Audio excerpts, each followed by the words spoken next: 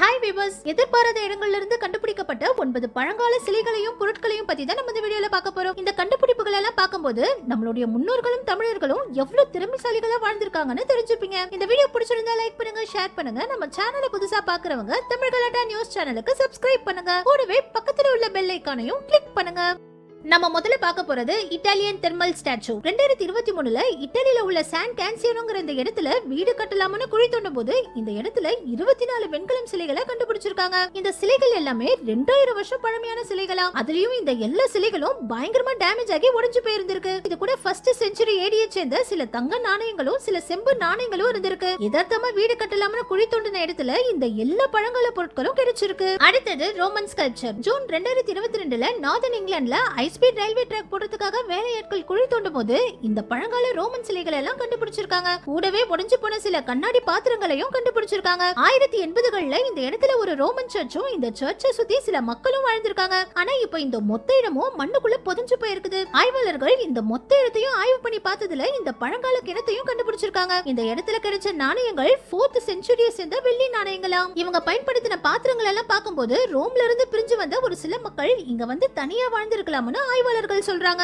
அடுத்தது wing sculpture. ரீசெண்டா December மாசம் 2023ல ஈராக்ல இந்த விங்டு சிலையை கண்டுபிடிச்சிருக்காங்க. இது 2700 வருஷம் பழமையான ஒரு சிலையா. ஏற்கனவே ஈராக்ல இந்த மாதிரி நிறைய பழங்கால சிலை இருந்துச்சு. ஆனா 2016ல அமெரிக்கன் ராணுவம் ஈராக்க தாக்கும் போது அங்க இருந்த பழங்கால சிலைகள் எல்லாம் உடைச்சிட்டாங்க. ஈராக்ல இருந்த மியூசியம்கள் எல்லாம் உடைச்சு இந்த இடத்தையே ஒண்ணுலாம பண்ணிட்டாங்க. இந்த நிகழ்வுக்கு அப்புறம் 7 வருஷம் கழிச்சு மறுபடியும் இந்த இடத்துல ஒரு விங்டு சிலை கிடைச்சிருக்கிறதுனால ஈராக்ல இது ரொம்பவும் ஒரு முக்கியமான கண்டுபிடிப்பா பாக்குறாங்க. அடுத்தது கிரேட் வால் ஸ்டாச்சு. உலக அதிசயங்கள்லயே சைனால இருக்கிற இந்த கிரேட் வாலும் ஒண்ணா இருந்துச்சு. 2021ல இந்த கிரேட் வால்ல இருந்து 40 கிலோமீட்டர் தள்ளி சாங்ஷிங்கிற இடத்துல ஒரு கார் ஃபேக்டரி கட்டலாம்னு குழி தோண்டும் போது 1368 AD காலத்தை சேர்ந்த சில சிலைகள் கிடைச்சிருக்கு. அதுக்கப்புறம் ஆய்வாளர்கள் முழுமையா இந்த இடத்தை ஆய்வு பண்ணி பார்க்கும்போது இந்த இடத்துல சில மக்கள் தனியா வந்து இங்க வாழ்ந்து இறந்து போயிருக்காங்கன்னு தெரிஞ்சிருக்கு. இவங்களுடைய வீடுகள், இவங்க பயன்படுத்தின ஆயுதங்கள்னு நிறைய பழங்கால பொருட்கள் இந்த இடத்துல இருந்து கிடைச்சிருக்கு. இதனால இப்ப இங்க கார் ஃபேக்டரி கட்டுறதை நிறுத்திட்டு ஆர்கியாலஜிஸ்ட் தொடர்ந்து இந்த இடத்தை ஆய்வு பண்ணிட்டு இருக்காங்க. இதே மாதிரி 2017ல சைனால உள்ள ஜின்செங் சிட்டில 2400 வருஷம் பழமையான இந்த குதிரை வண்டிகளையும் இறந்து போன குதிரைகளுடைய எலும்புகளையும் கண்டுபிடிச்சிருக்காங்க. இங்க உள்ள எல்லா குதிரை வண்டிகள்லயும் ஒரு வண்டிக்கு 4 குதிரைகள்னு 8 வண்டிகளும் 32 குதிரைகளும் இருந்திருக்கு. ஆரம்ப காலத்துல சைனாவுல வாழ்ந்த சில படை தளபதிகள் இந்த குதிரைகள்ல போகும்போது எதிரிகளால தாக்கப்பட்டு இந்த இடத்துல இறந்து போயிருக்கலாம்னு ஆய்வாளர்கள் சொல்றாங்க. அடுத்தது நியூ மாயன் சிட்டி. 2019ல ஆய்வாளர்கள் கௌதமாலால இருக்கிற 5000 வருஷம் பழமையான மாயன் சிட்டிய ரேடார் டெக்னாலஜி மூலமா ஸ்கேன் பண்ணி ஆய்வு பண்ண ஆரம்பிச்சாங்க. பழைய மாயன் சிட்டியை ஆய்வு பண்ணலாம்னு போன டாக்டர் அனாங்கிற இந்த ஆர்கியாலஜிஸ்ட் இந்த காட்டுக்குள்ள அழிஞ்சு போயிருந்த ஒரு புது மாயன் சிட்டியையே கண்டுபிடிச்சாங்க. இந்த சிட்டிக்கு அக்வாடா ஃபீனிக்ஸ்னு பேர் வச்சிருக்காங்க. அதாவது இப்ப அழியாம இருக்கிற மாயன் சிட்டிக்கு முன்னாடியே இந்த காட்டு பகுதிக்குள்ள இன்னும் நிறைய வகையான மாயன் மக்கள் வாழ்ந்திருக்காங்க. அதுலயும் இங்க கிடைச்ச பொருட்கள் எல்லாம் ரொம்பவே வித்தியாசமா இருந்திருக்கு. இங்க 1400 ஃபீட் உயரத்துல ஒரு பெரிய பிரமிடும் இருந்திருக்கு. ஆனா ஏதோ சில காரணங்களால இந்த மொத்த சிட்டியும் தரமட்டமா அழிக்கப்பட்டிருக்கு. ஆரம்ப காலத்துல வாழ்ந்த 2 மாயன் குரூப்புக்கு இடையில சண்டை வந்ததுனால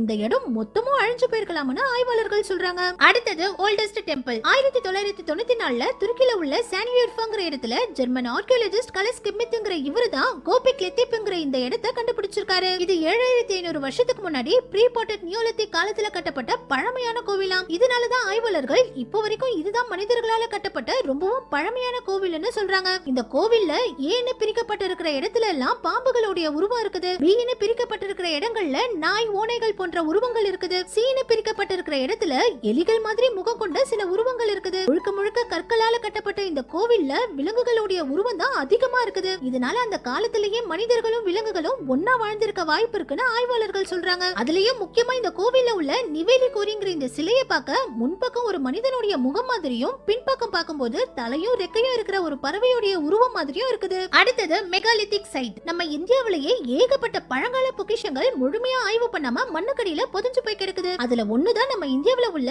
கர்நாடகால இருக்கிற இந்த ஹயர் பெனக்கல். இந்த இடத்துக்கு 2 தியரி இருக்குது. இந்த இடத்துல 2900ல இருந்து 1200 BC வரைக்கும் குள்ள மனிதர்கள் இந்த கல்லு வீடுகள்ல வாழ்ந்திருக்கலாம்னு சொல்றாங்க. இங்க 50 ஏக்கர்ல 400க்கும் அதிகமான வீடுகள் மாதிரி இருக்கிற இந்த கற்கள் இருக்குது. இன்னும் சிலர் இந்த கற்களை எல்லாம் இறந்து போனவங்களை அடக்கம் பண்ணிட்டு அவங்களுக்கு மேல உருவாக்கப்பட்ட கல்லறைகள்னு சொல்றாங்க. இப்ப வரைக்கும் கூட ஆய்வாளர்கள் இந்த இடத்தை முழுமையா ஆய்வு பண்ணி இந்த இடத்துக்கான சரியான விளக்கத்தை கொடுக்காததுனால இதுல எது உண்மைங்கிறது தெளிவா தெரியல. அடுத்தது ஓல்டஸ்ட் ஹியூமன் ஃபுட். 2022ல நியூ மெக்சிகோல 23,000 வருஷம் பழமையான மனிதர்களுடைய கால் அடித்தடங்களை கண்டுபிடிச்சிருக்காங்க. இதுக்கு முன்னாடி அமெரிக்காவுக்கே மனிதர்கள் ரொம்பவும் லேட்டா தான் போனதா ஆய்வாளர்கள் நம்பிட்டு இருந்தாங்க. ஆனா இந்த கால் அடித்தடங்கள் கண்டுபிடிச்சதுக்கு அப்புறம் தான் தெரிஞ்சிருக்கு சில மனிதர்கள் 23,000 வருஷத்துக்கு முன்னாடியே இந்த இடத்துக்கு வந்திருக்காங்கன்னு. எந்த விதமான டெக்னாலஜி இல்லாத காலகட்டத்துல மனிதர்கள் இவ்வளவு தூரம் டிராவல் பண்ணி வந்ததா ஆய்வாளர்கள் ரொம்பவும் ஆச்சரியமான விஷயமா பாக்குறாங்க. இதனாலேயே இப்போ இந்த மொத்த இடத்தையும் ஆய்வாளர்கள் முழுமையா ஆய்வு பண்ணிட்டு இருக்காங்க. நம்ம கடைசியா பார்க்க போறது இந்தியாஸ் ஓல்டஸ்ட் டிஸ்கவரி. இந்தியாவிலேயே அகழாய்வு நடத்தப்பட்ட முதல் இடம் தமிழ்நாட்டுல இருக்கிற இந்த ஆதிச்சநல்லூர் தான். கீழடிக்கு முன்னாடியே இங்கதான் முதல்ல ஆன்சைட் மியூசியமும் வச்சாங்க. நம்ம தமிழர்களுடைய பாரம்பரியத்தை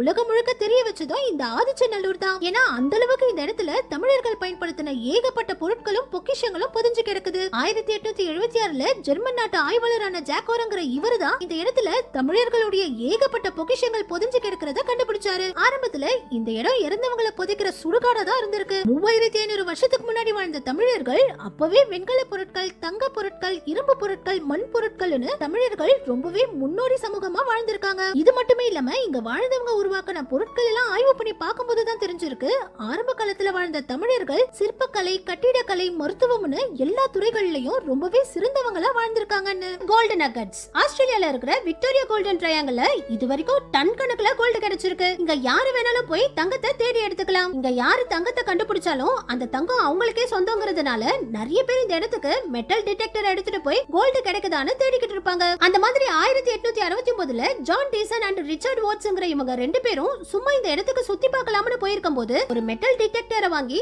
ஏதாவது கோல்டு கிடைக்குதான்னு தேடி பார்த்திருக்காங்க. இவங்க முதல் நாள் தேடும் போதே இவங்களுக்கு 78 கிலோ வெயிட் உள்ள கோல்டு நகட்ஸ் கிடைச்சிருக்கு. நிறைய பேர் பல வருஷங்களா தேடியும் கிடைக்காத கோல்டு இவருக்கு முதல் நாள் தேடும் போதே கிடைச்சிருக்கு. அதுலயும் இந்த தங்க கட்டி ஏலத்துல இந்திய மதிப்புக்கு 40 கோடி ரூபாய்க்கு மேல வித்திருக்கு. அடுத்தது சீ ட்ரெஷர். தரையில மெட்டல் டிடெக்டரை வச்சு தேடுறதை விட கடலுக்கடியில மெட்டல் டிடெக்டரை வச்சு தேடுறது ரொம்பவே கஷ்டம். ஏன்னா கடலுக்கடியில மெட்டல் டிடெக்டரை வச்சு தேடும் போது சின்னதா எந்த மெட்டல் பொருள் கிடந்தாலும் இதுல சிக்னல் காட்டிக்கிட்டே இருக்கும். 2015ல ஒரு நாள் பிரெண்ட் பிரிஸ்பன் அண்ட் கோங்கிற இந்த டீம் கடலுக்கடியில மெட்டல் டிடெக்டரை வச்சு தேடிட்டு இருக்கும்போது இவங்களுக்கு 1715ல முழுகின ஸ்பானிஷ் கப்பலோட தங்க காசுகள் கிடைச்சிருக்கு. இதோட மதிப்பு 4.5 மில்லியன் டாலர், இந்திய மதிப்புக்கு 35 கோடிக்கும் அதிகம். அதுலயும் இந்த கோல்டு காயின்கள் புளோரிடா கோஸ்ட் கடல் பகுதியில கிடைச்சதுனால இந்த கோல்டு காயினை கண்டுபிடிச்சவங்களுக்கு இந்த கோல்டு சொந்தங்கிறதுனால ஒரே நாள்ல இவங்க எல்லாருமே கோடீஸ்வரர்களா ஆயிட்டாங்க. அடுத்தது லக்கி சோஃபா. 2016ல ஒரு நாள் டெக்சாஸ்ல இருக்கிற இந்த 3 காலேஜ் பசங்களும் வெறும் $20 இந்திய மதிப்புக்கு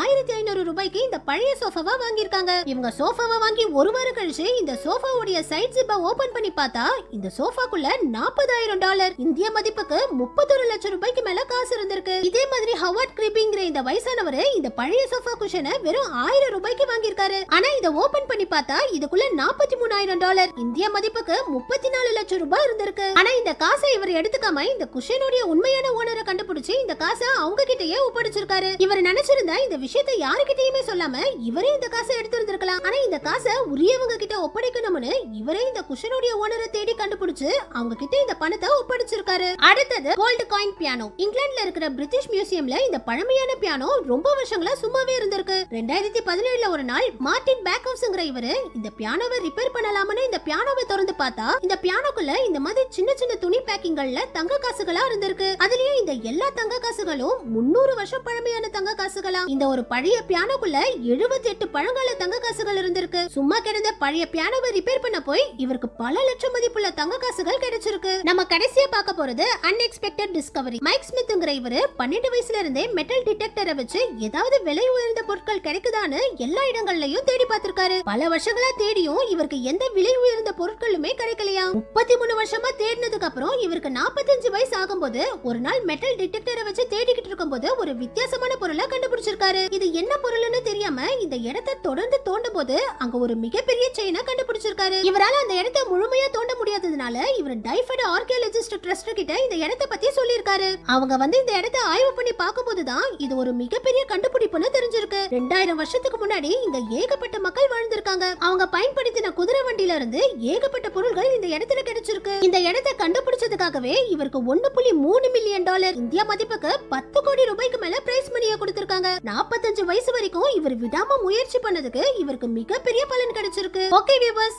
இதே மாதிரி உங்க யாருக்கெல்லாம் எதிர்பாராம பழங்கால பொருட்கள் கிடைச்சிருக்கணும், அடுத்து எதை பத்தி வீடியோ பண்ணலாமோ கமெண்ட்ஸ்ல சொல்லுங்க. இந்த வீடியோ பிடிச்சிருந்தா லைக் பண்ணுங்க, ஷேர் பண்ணுங்க. நம்ம சேனலை புதுசா பாக்குறவங்க தமிழ் கலாட்டா நியூஸ் சேனலுக்கு சப்ஸ்கிரைப் பண்ணுங்க. கூடவே பக்கத்துல உள்ள பெல் ஐகானையும் கிளிக் பண்ணுங்க.